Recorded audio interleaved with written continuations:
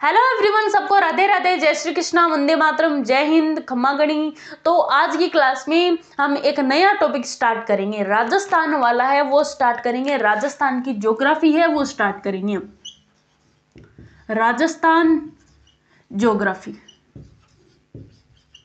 Rajasthan geography है ये start करेंगे। यानी कि हमारा इस प्रकार से पोर्शन चलेगा, एक इंडिया वाला सब्जेक्ट चलेगा और एक हमारे राजस्थान वाला चलेगा।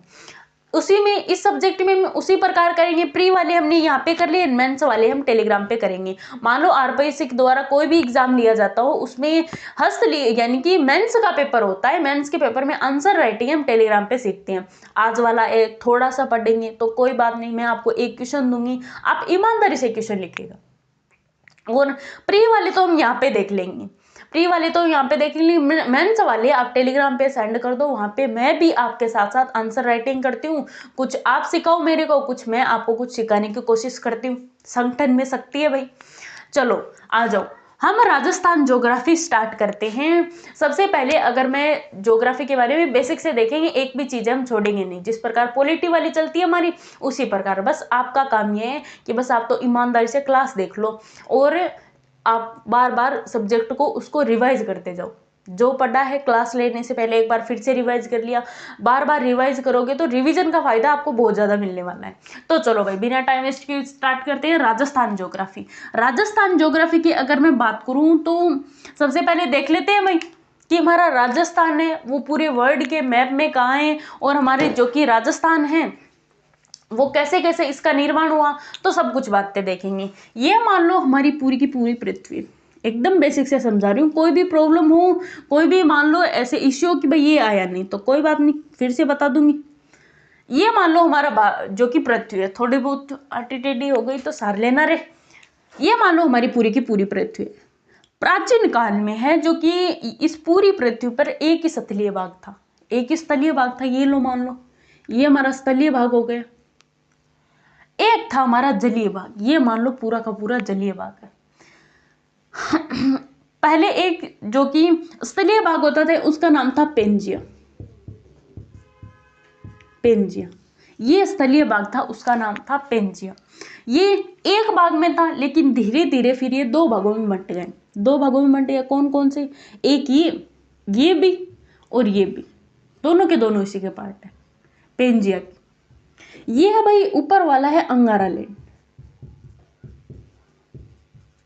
ये है गोंडवाना लैंड।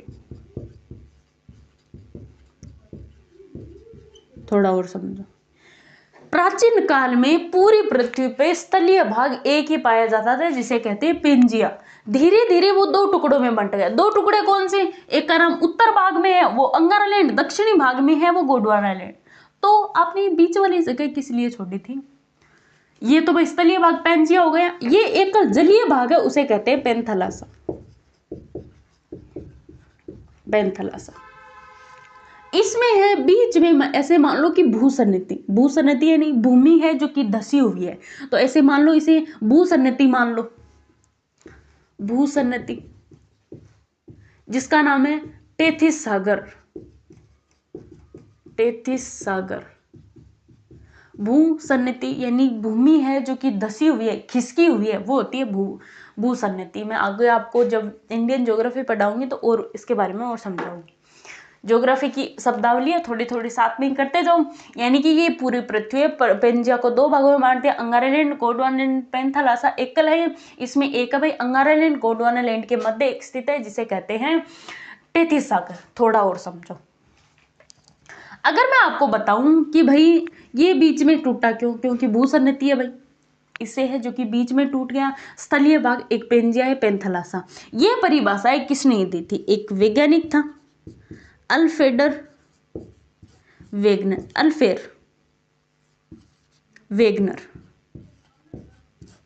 अल्फ्रेड वेगनर ने है जो कि परिभाषा दी थी। क्या दी थी कि साथ साथ में हम नोट्स भी साथ साथ में बना लेंगे कि प्राचीन काल में पूरी पृथ्वी पे एक स्थलीय भाग था, उसे संयुक्त रूप से पेंजिया कहते हैं। ये देखते हैं, पूरी पृथ्वी पे स्थलीय भाग, संयुक्त रूप से स्थलीय भाग को भाग को पेंजिया कहते हैं। ठीक है भाई, पेंजिया कहते हैं। ये पेंजिया कितने भागों में बंटा हुआ है? 2 भागों में। पहले वाला अंगारा लैंड ऊपर है, जबकि अंगारा लैंड नीचे है, इसे कहते हैं गोंडवाना लैंड। गोंडवाना लैंड हो गया भाई, एक अंगारा लैंड हो गया, एक गोंडवाना लैंड हो गया। बस अल्फ्रेड वेगरेन की ये परिभाषा है जो कि दी गई है। इसी प्रकार हमें पैंथर ऐसे की लिखनी है कि प्राचीन काल में पूरी पृथ्वी पे जलीय भाग होता है, उन्हें संयुक्त रूप से पैंथालासा कहते हैं। तो एक भाषा और लिख लो, पैंथालासा। पूरी पृथ्वी पे, या सीधे लिख लो प्राचीन काल में पृथ्वी पर संयुक्त रूप से पाए जाने वाले जलीय भाग को, संयुक्त रूप से पाए जाने वाले जलीय भाग को, जलीय भाग को पैंथालासा कहते हैं।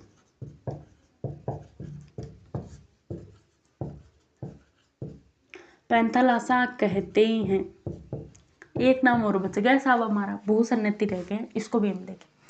इसको डायरेक्ट या तो एक लाइन में लिख लो भूसन्नति कि भाई अंगारा लैंड व गोंडवाना लैंड के मध्य स्थित जो कि भूसन्नति को कहते हैं टेथिस सागर। आराम से लिख लो टेथिस सागर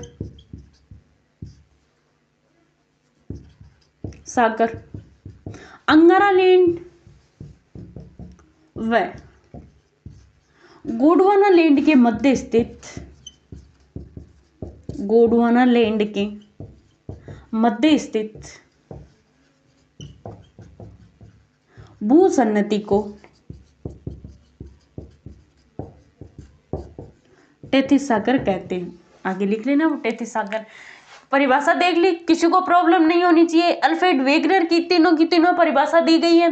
पेंजिया किसे कहते हैं? पूरी पृथ्वी पे संयुक्त रूप से स्थलीय भाग को है पेंजिया कहते हैं। पेंजिया 2 भागों में है, Angara land, Gondwana land. Alfred Wegener ने दूसरी परिभाषा दी कि पैंथालासा किसे कहते हैं? पूरी पृथ्वी पे संयुक्त रूप से पाए जाने वाले जलीय भाग को पैंथालासा कहते हैं। भूसन्नति किसे कहते हैं? अंगारा लैंड व गोंडवाना लैंड के मध्य स्थित भूसन्नति को टेथिस सागर कहते हैं। कोई प्रॉब्लम नहीं होनी चाहिए। थोड़ा सा आगे और चलते हैं। ये हो गया भाई। अब आप कहोगे कि ये तो बताओ ये है क्या? हम तो राजस्थान की ज्योग्राफी पढ़ रहे हैं, बीच में ये कहां से आ गया? तो देखो ये हमारा हो गया, तो भाई इसको मिटा दो, इसका हमारे लिए कोई काम नहीं है। मैंने आपको ऐसे ही बता दिया। पहले भारत की थोड़ी सी स्थिति देख लेते, उसी में हमारा राजस्थान है, उसी में हमारा भला है। तो भाई देखो ये हमारी अंगारा लैंड, गोंडवाना लैंड पहले है, जो कि इसमें तो मैं नहीं बता सकती, लेकिन मैं चलो बोल के बता देती हूँ। पहले हमारा भारत है जो कि नीचे है, दक्षिणी अफ्रीका से जुड़ा हुआ था। हमारा भारत पहले है दक्षिणी अफ्रीका से जुड़ा हुआ, लेकिन धरती की यानी कि नीचे की ये प्लेटें हैं वो खिसकती चाइना तक आ गई, जिसे कहते हैं इंडिस प्लेट। जिसे इंडिया कहते हैं, चाइना वाली प्लेट है, जिसे इंडिस प्लेट या नीचे की प्लेटें होते हैं उन्हें कहते हैं भाई हम प्लेटें कहते हैं। पृथ्वी के नीचे प्लेटें होती हैं उसे हाँ इंडिया वाली जिसे इंडिस प्लेटें कहते हैं। ये प्लेटें हैं धीरे धीरे, पहले अफ्रीका से जुड़ा हुआ था, धीरे धीरे भारत वाला हिस्सा है वो चाइना की तरफ आ गया। यानी कि ये किसका भाग है? ये गोंडवाना लैंड है, ये इसी का भाग है। यानी कि ये गोंडवाना लैंड वाला भाग है। ये एक तो ये खिसकता है, दूसरा गोंडवाना लैंड। अगर मैं बताऊं तो भाई अंगारा लैंड और गोंडवाना लैंड, एक बात थोड़ी सी और देख लो कि भाई ये पास में तो आ गए। अंगारा लैंड और गोंडवाना लैंड, इनके बीच जब हम कोई भी 2 चीजों को दाब देते हैं तो आपस में दाब देते हो, बीच वाला है वो ऊपर उठ जाता है ऐसा। जैसे कि अंगारा लैंड, गोंडवाना लैंड का हम दाब देते हैं तो ये टेथिस सागर ऊपर उठ गया, और इसमें है जो कि पर्वतनुमा स्थिति बन गई। जैसे कि आज हमारा हिमालय वाला पार्ट है वो वर्तमान का उस समय का टेथिस सागर था। दक्षिणी भारत वाला देखें कि भाई हमारी साउथ अफ्रीका है, ये गोंडवाना लैंड है। यानी कि ये तो है हमारा वर्तमान का हिमालय है, और ये गोंडवाना लैंड है जो कि वर्तमान का दक्षिणी भारत है। इसको थोड़ा सा ध्यान में रख लेना। फिर राजस्थान में कोई तो होगा। अब मैं बताऊं तो राजस्थान में गोंडवाना लैंड, राजस्थान में ये वाला है जो कि हमारा मरुस्थल और पूर्वी मैदान है ना, वो वाला। जैसे कि मान लो ये हमारा भारत है, राजस्थान है, सॉरी।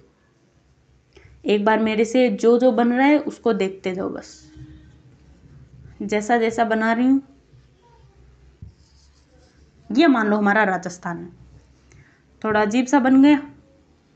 ये मान लो हमारा राजस्थान है।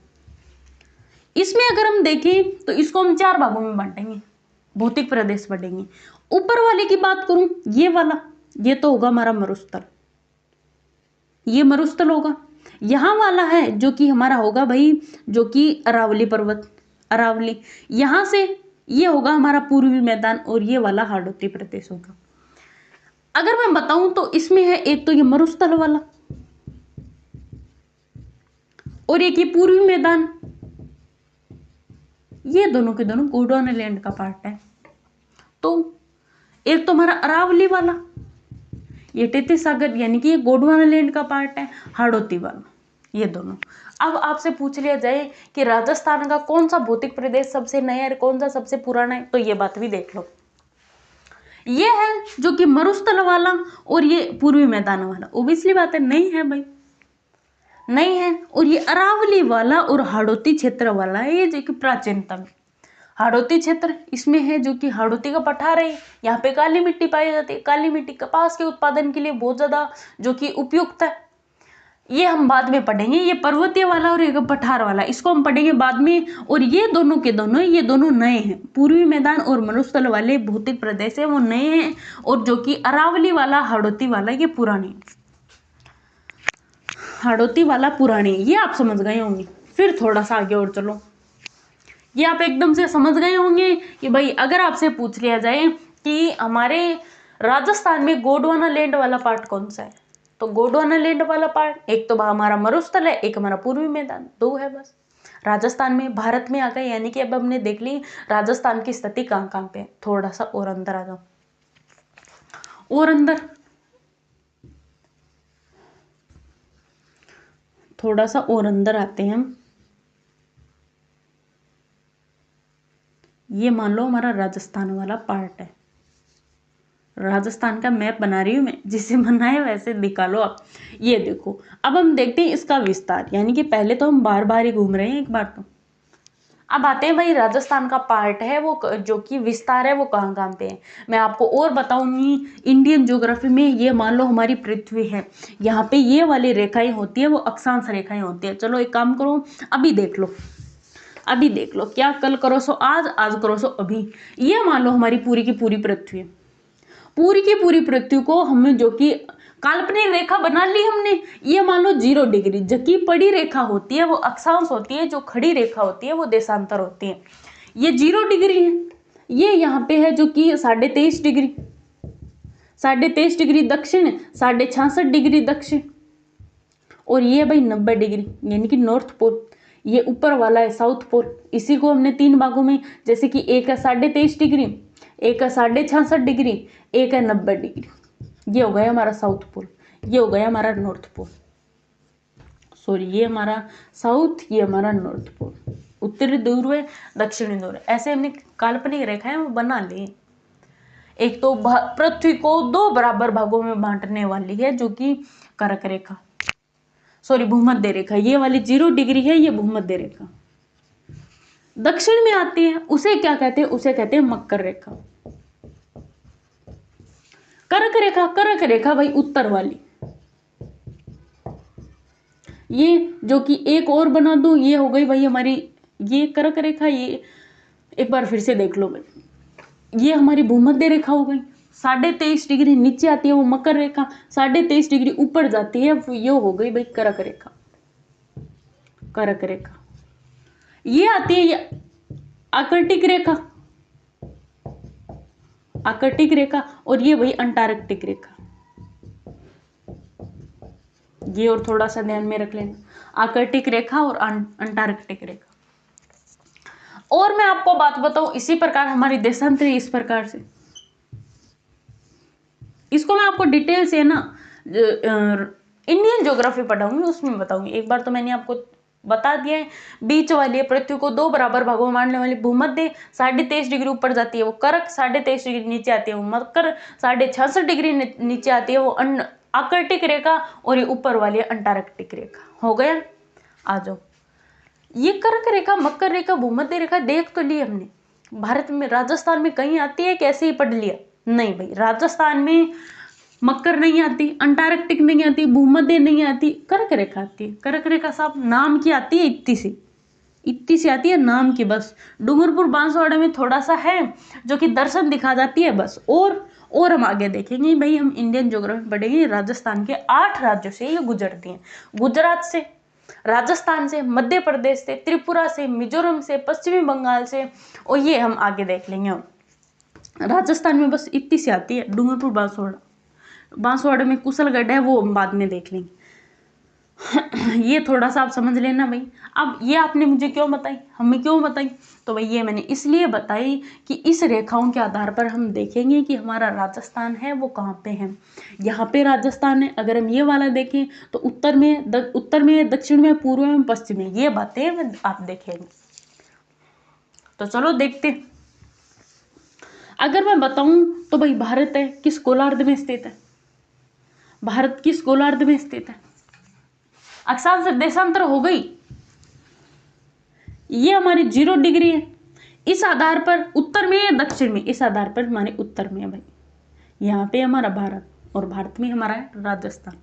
उत्तर में होगी, दक्षिण में या पूर्व में, इसके लिए हमें जो कि देशांतर रेखा है वो लेके आनी पड़ी। अब यहाँ पे आए, यहाँ पे पूर्व, जो कि पूर्व में है तो हमारा भारत है वो उत्तर पूर्व देशांतर में है, यानी राजस्थान भी हमारा उत्तर पूर्व देशांतर में है।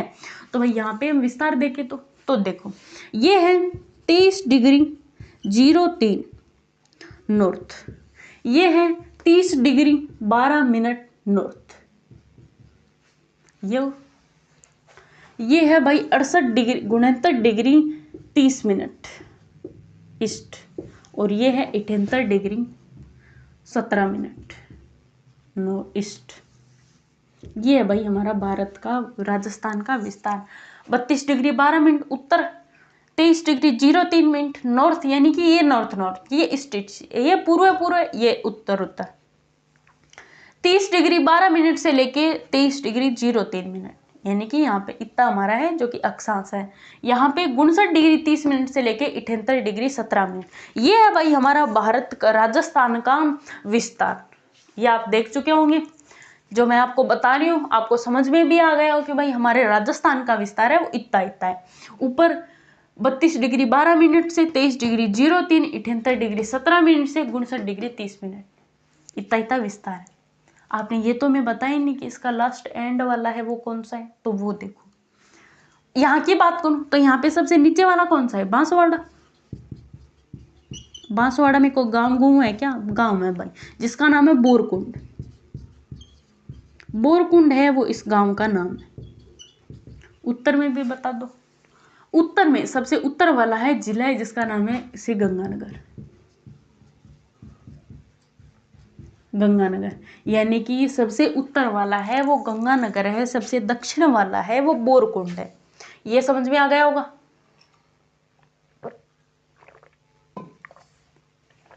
ये समझ में आ गया होगा। उत्तर वाला गंगानगर, नीचे वाला बांसवाड़ा। यहाँ की बात करूं, यहाँ पे एक जिला है जिसका नाम है जो कि जैसलमेर, पूर्व में, और यहाँ पे जिसका नाम है धौलपुर। यहाँ पे है जिसका नाम है कटरा गांव है यहाँ पे सिलाना गांव,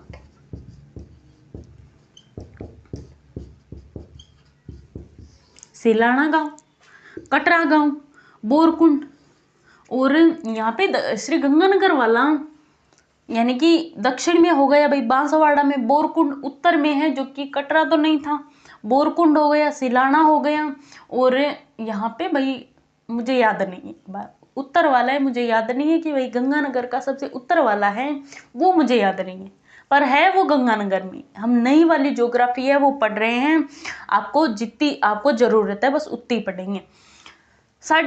30 degree 12 minute north Shri Ganganagar, दूसरे वाला 3.5 degree Banswara Borkund, 78 degree east Dholpur Silana, और जैसलमेर वाला कटरा। उत्तर वाला याद नहीं है भाई, ध्यान में नहीं है, एक बार पढ़ा तो ध्यान में नहीं है, एक बार सॉरी। आगे आएगा तो मैं आपको जरूर याद दिलाऊंगी। तो भाई ये है हमारा इतना इतना राजस्थान का विस्तार है, थोड़ा सा ध्यान में रखो। और हम बात करूं तो और हम आगे बात करें तो भाई हम देखेंगे कि राजस्थान में कोई अंतर्राष्ट्रीय सीमा वगैरह कुछ लगती है क्या? अभी तो हम देश के बाहर, राजस्थान के बाहर बाहर घूम रहे हैं, अंदर तो आए ही नहीं। तो देखो भाई, अगर हम इसकी बात करूं, अक्षांश रेखा की इसकी वाली बात करूं, तो भाई यहाँ पे तो आती है देखो अंतर्राष्ट्रीय सीमा। यहाँ पे हमारा क्या पड़ता है? पाकिस्तान। यहाँ पे क्या पड़ता है? यहाँ पे हमारा इधर पंजाब है, फिर हरियाणा है, फिर यूपी है, यहाँ पे एमपी है, यहाँ पे गुजरात है। यानी कि ये तो हमारी अंतरराज्य सीमा लगती है, कोई दिक्कत वाली बात नहीं। यहाँ पे इंटरनेशनल सीमा लगती है भाई। पाकिस्तान की भारत के साथ इंटरनेशनल सीमा है वो लगती है। कितनी लगती है? 1017 है किलोमीटर वो लगती है। ये थोड़ा सा ध्यान में रखना, 1070 किलोमीटर है, सही, 1070 किलोमीटर पाकिस्तान की इससे लगती है। और भाई आज की क्लास में हम इतना ही पढ़ेंगे, और हम पढ़ेंगे कल की क्लास में। आज हमने एकदम बाहरी वाला देख लिया, बाकी हम पढ़ेंगे कल की क्लास में। और आपको कोई भी कंफ्यूजन हो तो भाई आप है जो कि कमेंट बॉक्स में कमेंट कर देना। और आपको है आज की क्लास में मैंने जितना पढ़ा है आप रिवीजन करके आना, और मिलते हैं आगे वाली क्लास पॉलिटी में।